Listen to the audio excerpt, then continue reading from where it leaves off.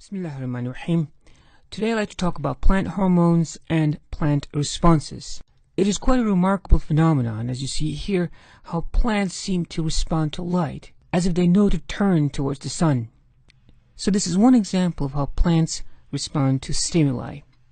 In this case, the stimuli is light, and the response from the plant is to seemingly turn or bend towards the light. In general, plant responses can be divided into two types. There are the nastic responses and there are the tropisms. A nastic response is movement response to stimuli from any direction. In other words, the stimuli could be from any direction. This type of response is usually a defense response to some touch. One of the characteristics of nastic responses is that they are reversible and they're repeatable. This is not the case for tropisms, as you will see. The famous Venus flytrap provides an example of a nastic response. Here, inside the mouth of the Venus flytraps are tiny hair-like projections, which, when touched, the response is a closure of the mouth, trapping whatever organism there might have been. So, a nastic response is a movement response to stimuli from any direction. Tropism, on the other hand, is a growth response to stimuli. The stimuli is usually directional. Again, compared to the nastic response, which is a movement response and is reversible, tropism is a growth response to certain stimuli. And the direction of the stimuli reflects also the response. The bending of plants towards light source is an example of a tropism. Here the stimuli, of course, is light, and the direction of light will influence the response of the plant. In other words, in this case, the plant will bend towards the light. So in summary, plant responses can be classified as nastic responses or tropisms. Nastic responses are movement responses to stimuli from any direction. They are usually responses to touch and function as defense mechanisms. They are reversible and they can be repeated. On the contrary, tropisms are growth responses to stimuli, and the direction of stimuli is important in determining the response of the plant. Here are some examples of nastic responses. This is a Venus flytrap again. In this case, the hunt was successful. When tiny hair-like projections that you see over here are triggered, this triggers a response and closes the mouth shut. So the closure of the leaves of the Mimosa pudica plant right here, when they're touched, is another example of nastic response. The sudden shift of water pressure in these plants is responsible for such dramatic, seemingly volitional results. Here's another example of the same plant. So a mere touch here provokes a response from this plant. Again, this seemingly dramatic response is mediated by changes in water pressure in the leaves of the plant.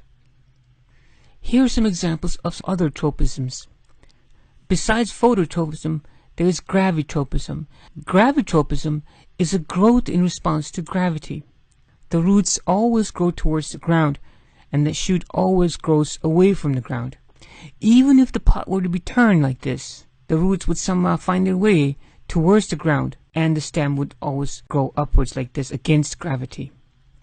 The twirling of the twine against adjacent structures is another example of a tropism. This response is due to touch. As the vine touches the adjacent structure, it wraps around these.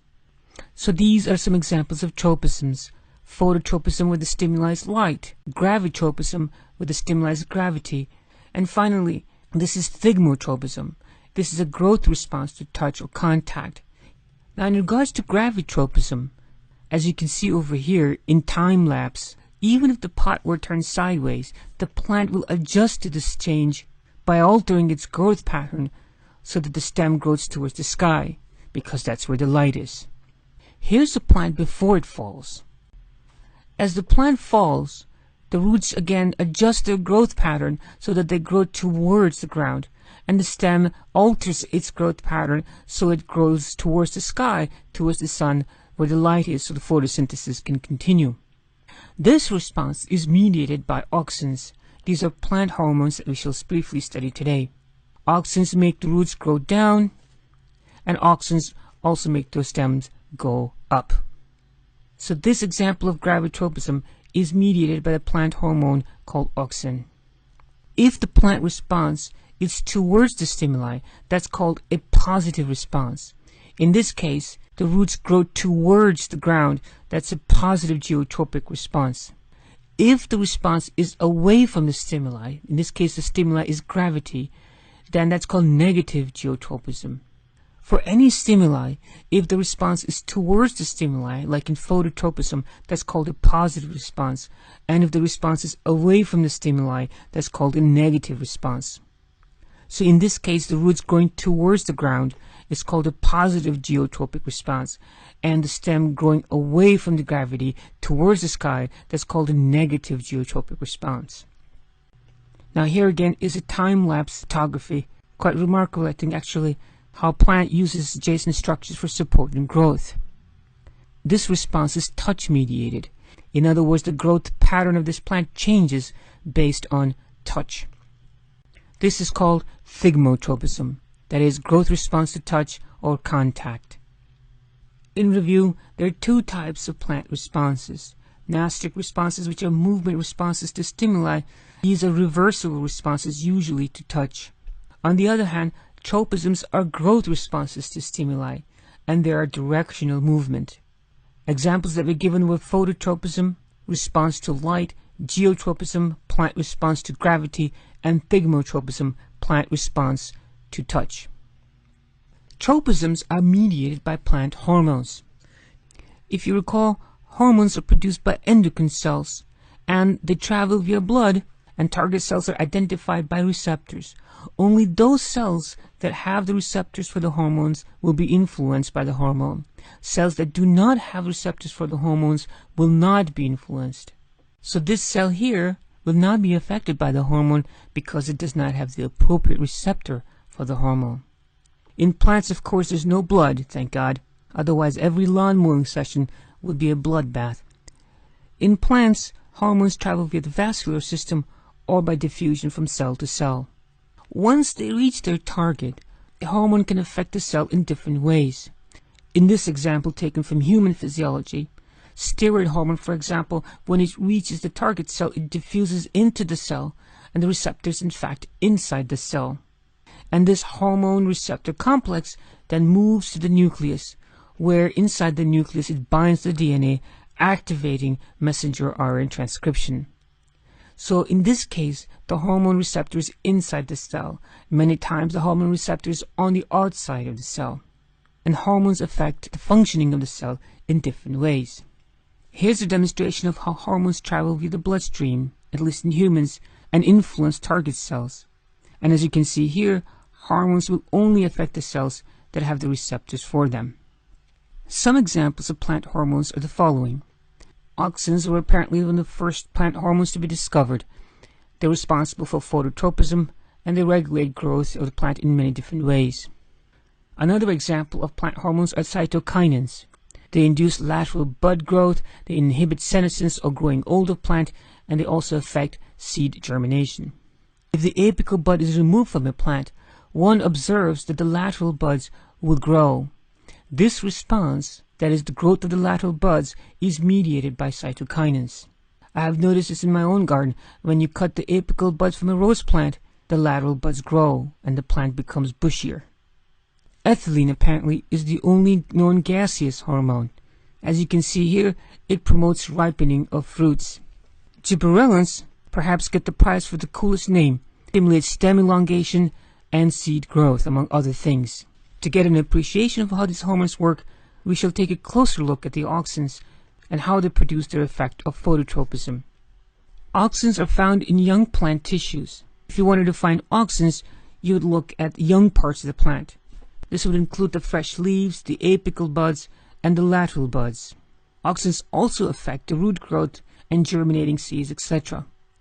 There are different types of auxins, and they regulate plant growth in different ways. This is how phototropism works. Auxins, as stated, are produced in the apical buds and distributed equally among the cells. However, if the light is distributed unequally, that is, the plant gets light stimuli from a direction where it's unequally distributed, where one side of the plant gets more light than the other side, the auxins will also be distributed unequally. This occurs because light destroys some of the auxins and also promotes migration of the auxins to the dark side. There, they promote cell elongation. Notice here that the cells that they're affected, they don't cause them to divide. Simply, they cause them to stretch longer and become longer. As the cells on one side are longer compared to the other side, the plant seemingly bends towards the light. Again, auxins are initially equally distributed. When light strikes the plant from a direction unequally, the auxins move away from the stimulus. And in those cells, it causes cell elongation. It is the auxin-affected cells that elongate, which causes the plant to bend towards the light. Now, we shall look closely at one of these cells to see exactly how auxins cause them to elongate. So here's that one hypothetical cell. What we're going to do here is going to magnify the cell membrane and the cell wall. What auxins do over there is that auxins affect the hydrogen ion channels in the cell membrane. Just so that you understand, this is the cytoplasm of the cell, this is the plasma membrane, and this is the cell wall. The auxins stimulate the hydrogen ion channel, which results in movement of the hydrogen ions from inside of the cell towards the outside in the cell wall area. Inside the cell wall area there are enzymes, and this acidic environment, that is hydrogen ion rich environment, activates these enzymes. Once these enzymes are activated, they start to break the cell wall. Not completely, just enough to make it a little looser. It's kind of like when you have a balloon. Before you start blowing up the balloon up, you kind of stretch it to make it a little loose. This loosening of the cell wall allows for the cell to stretch. What happens is that the cell wall now allows water to come inside the cell. So therefore, water rushes into the cell and the cell swells, and the cell therefore elongates. So auxins cause elongation of cell by affecting the hydrogen ion channels in the cell membrane, which creates a more acidic environment in the cell wall, activating enzymes that break down and loosen up the cell wall. This loosening up of the cell wall allows water to go into the cell, increasing the cellular turgor pressure and stretching the entire cell and elongating the cell. And this is what causes the plant to bend. The cells on the dark side, so to speak, of the shoot grow longer than the cells on the light side. This causes the shoot to bend towards the light. Now what happens now is that the plant will continue to grow towards the light. As we have stated, there are other types of tropism. Gravitropism is growth of the roots towards the earth, towards gravity. Thigmotropism also plays a role in how the roots grow, how the roots are able to avoid rocks and seemingly go around the rocks. Also, roots tend to grow towards water source. That's called hydrotropism. So in this cartoon picture, there are three examples of tropism: gravitropism, thigmotropism, and hydrotropism. One of the hormones that we mentioned were the gibberellins. Gibberellins are responsible for many things, including growth of fruits like this. The chubbier grapes here had more gibberellins. Gibberellins are also responsible for growth of seed. What you see before you here is a diagram of a seed. When the seed starts to germinate, initial roots or tiny roots are called rootlets, and the emerging stem needs energy. Because the seed is yet incapable of doing photosynthesis, it relies on the stored energy that it has for initial growth. The seed embryo releases gibberellins, and the gibberellins, in fact, are responsible for the breakdown of starches into usable forms of energy, such as glucose. The embryo releases the gibberellins, which activate enzymes that break down starch into smaller molecules and molecules such as glucose. What happens is illustrated over here. The whole thing here is a seed, and inside the seed is the embryo. On a lucky day, when the embryo gets water, the embryo absorbs the water and swells. It then releases gibberellins, as you can see over here, which diffuse into this allograin layer, where they trigger digestion of proteins into amino acids. Those amino acids that are released from here are used to make enzymes that are able to break down starch into glucose. So as you can see, gibberellins are very important for initial growth of the embryo. That was our brief survey of plant responses and plant hormones. I hope you enjoyed. Until next time, as-salatu was-salamu ala rasulillah walhamdulillahi rabbil alameen. Assalamu alaikum.